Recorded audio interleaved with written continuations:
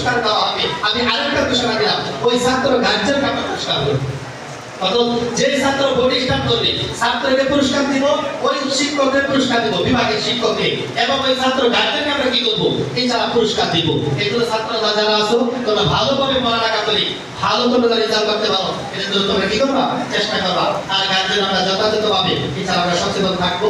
যে কথাগুলো বললাম, আল্লাহ তাআলা আমাদের সকলকে আমল করার তৌফিক দান করে। বাবা আলাইহি ওয়াসাল্লাম। সম্মানিত উপস্থিতি, সবাই অনেক হয়ে গেছে।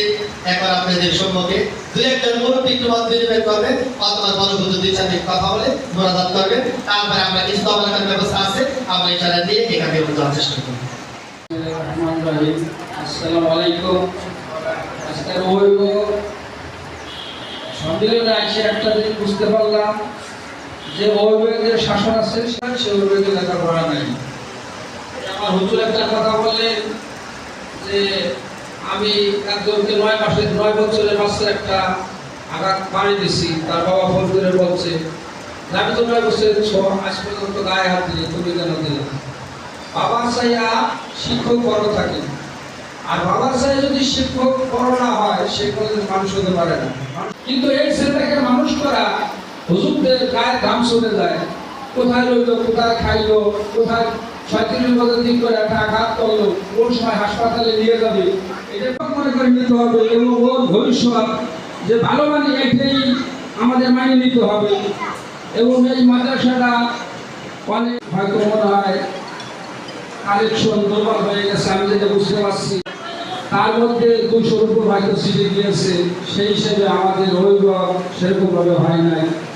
কিন্তু এই মাদ্রাসার ছেলেবেলা থেকে যে আমরা 1 সপ্তাহ পড়াই, কিন্তু বৃহস্পতিবারে শুক্রবারে আমরা এটা রিফারিং করি। একজনের মাজুর এসে বলে যে শুক্রবারে ভালো মন্দ খাবো হুজুর, এই আমার ছেলেটাকে সুবিধা পারল না। এই হুজুর বলছে যে কোনো শিক্ষক যদি ভালো লেখাপড়া করে ভালো ক্লাস গোল্ড করতে পারে, যদি একটু শাসন করে, সেটা আমরা মাইনে নেব, ছোটে পারে আসবো না এবং কোনো আগে থেকে কথা বলবো না। কিন্তু এখন আমাদের অনেক কথাই ছিল, আমি কথা বাড়াবো না, আমি এইগুলো আমার বক্তব্য শেষ করছি। আসসালামু আলাইকুম।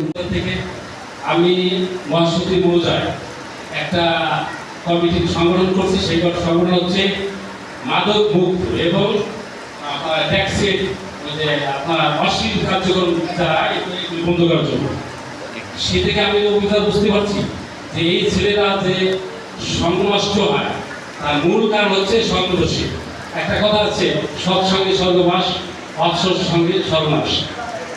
আমি সেই দিক লক্ষ্য করে আমার সন্তানকে আমি ক্লাস 3 পর্যন্ত লেখাপড়া করাইতেছি, অনলাইন ছিল।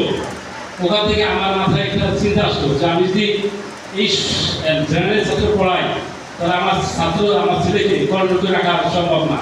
কারণ বর্তমান যে প্রেক্ষাপট, বর্তমান যে সমাজ ব্যবস্থা, তাতে যে পরিস্থিতি, তাতে নিজের বাবা ও সন্তানকে কন্ট্রোল করা সম্ভব না। কারণ হচ্ছে একটা ইংরেজিতে কথা হচ্ছে man can not live alone, মানুষ একা বাস করতে পারে না। কারণ আমার ছেলেকে আমি একা ঘরে রাখতে পারবো না, আমার ছেলেকে সমাজের সাথে মিলে রাখতে পারি।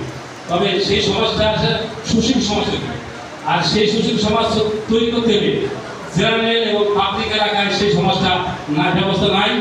বিদায় আমি পরিকল্পনা করে আমার স্ত্রীর সাথে মত বিনিময় করলাম যে আমার সন্তানকে আমি মাদ্রাসা করাবো, আমার স্ত্রীর জন্য। পরে আমি সেই উদ্যোগে আমার সন্তানকে আমি মাদ্রাসায় ভর্তি করলাম।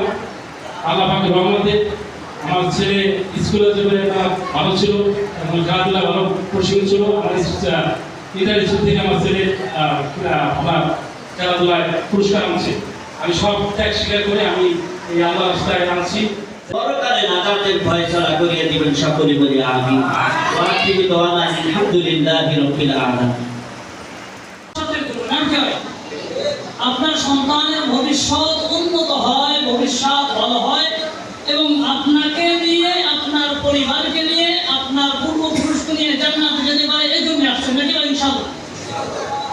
আল্লাহ কবুল করুন, আমিন। আলহামদুলিল্লাহ, আপনাদের সকলের প্রতি আবার শুকর গুজার করছি যে দীর্ঘক্ষণ পর্যন্ত অপেক্ষা করছেন। আমি আপনাদের মাদ্রাসার হালাত সম্পর্কে বলতেছি। আমি মাদ্রাসায় দায়িত্ব নিয়েছি 2000 25শে নভেম্বর আমাদের আগে মহাত্মা ইন্তেকাল করলেন। নভেম্বরের 16 তারিখে আমাদের মহাবীর ছিল দিন। এরপর থেকে আপনারা রেজিস্টার করে আমাকে 25 তারিখে দায়িত্ব দিলেন। ওখান থেকে আমি আপনাদের জিম্মায় চলতেছে আলহামদুলিল্লাহ। আমি খাদেম হিসাবে আমি আছি। আমি ছাত্রদের থেকে অনেক কিছু বস্তু বুঝতে পারছি, গার্জেন থেকেও বুঝতে পারতেছি। 1 নম্বর হলো ছাত্রর সাথে ছাত্রর গার্জেন আসতে চায়, এটা বড় সমস্যা। এদের খানা পাঠাও। আপনার ছেলে এই মাদ্রাসায় এতদিন ধরে আছে, প্রায় আমাদের মার্চ মাসের 21 তারিখ 26 তারিখ থেকে মাদ্রাসা খুলছে। এখন পর্যন্ত এতগুলো ছাত্র কথা বললাম, প্রায় 50 জন হবে। ভর্তিও হয় না, ভর্তির ফর্মটাও নেই। আপনার ছেলেটা এখানে আছে, এখানে পড়ালেখা করতেছে, এখানে টিচার আছে, এখানে খানা দানাও খাচ্ছে, এবং তার ভর্তিও নাই কোনো কিছু। বলেন এরকম অবস্থায় ওই ছেলেটাকে কতদিন পর্যন্ত আমরা লালন পালন করবো? আর এটা তো আমার খানা, আমার বাবা থেকে ওই ছেলে খাইতেছি। একজন আপনার কাছে চাই, আজকে অনুষ্ঠান হবে, আমার মানুষের কাছে চাইছি একটা অনুষ্ঠান করবো, কিছু মিষ্টি দিয়ে কিছু খাওয়াবো, কিছু দেন, আমার বলাও লাগে না, অনেকে দিচ্ছি। ওই টাকাটাও তো আমি ওই ব্যক্তির জন্য খরচ করতেছি, যার এখনো পর্যন্ত মাদ্রাসার রেজিস্টারটাও হয় নাই। মা বোনরা তো আছেন, আসবেন আদরের জন্য। সন্তানকে কি করবে? আদর করবে, একটা চুমো দিবে, হাতে কিছু টাকা পয়সা দিবে। আর আব্বারা আসবে কঠোরের জন্য। তোমার হুজুর তোমাকে পিড়াইছে, তোমার অন্যায় ছাড়া পিড়াই না, নাকি ভাই? এমনি তো তাই এখানে বলে যায় না, বাবা দিতে কখনো একজন শিক্ষক কখনোই চেষ্টা করবে না যে কোনো একটা ছেলে কথাই মারবে। তাহলে ওই পিতা যখন আসবে, পিতার নিকটে নালিশ করতে পারবে না, আব্বা হুজুর আমার মারছে। যখনই মা আসবে দেখবেন তার আদর আপ্যায়ন এটাই বেশি, তাকে সুমন দেবে, তাকে ধরবে, সবাই ধরবে। এই জন্য আপনারা যারা গার্জিয়ান পিতা আছেন, এরা বেশি থেকে বেশি মাত্রা দেওয়ার চেষ্টা করবে। তাই যে কথা বলতেছিলাম ভাই, এই যে ভর্তি ছাড়া যে সমস্ত ছেলেগুলো আছে, এই যে পড়ায় 1.5 মাসের উপরে আমি তাদের ভর্তি খরচ করতেছি। গার্জিয়ান ভাইয়ের তো দায়িত্ব ছিল, যেহেতু আমার ছেলে আমার কাছে গেছে, তোর ভর্তি লিস্টের নাম হয়েছে খারাপ ভয় দিচ্ছে মধুর, এগুলো একটা ব্যাপার সবার আছে, কিন্তু অনেক ভাই আসতেছে না। এবং এমনকি ছাত্রদের কিতাব ভাড়া যে, এই জন্য আপনারা দাম দেওয়ার সাথে সাথে ছাত্র কালেক্টের জন্য চেষ্টা করবেন। এবং মাদ্রাসাদের নিয়ম আছে, নিজাম আছে।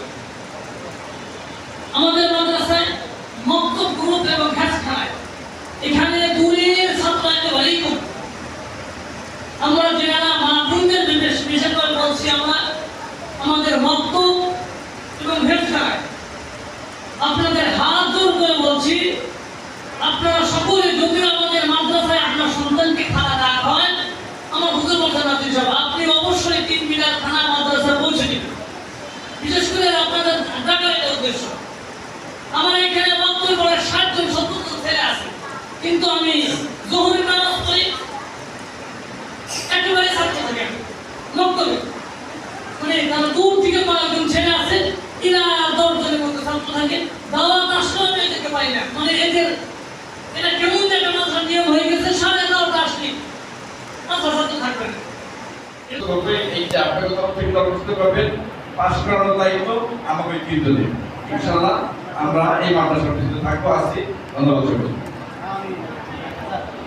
আমাদের যে বড়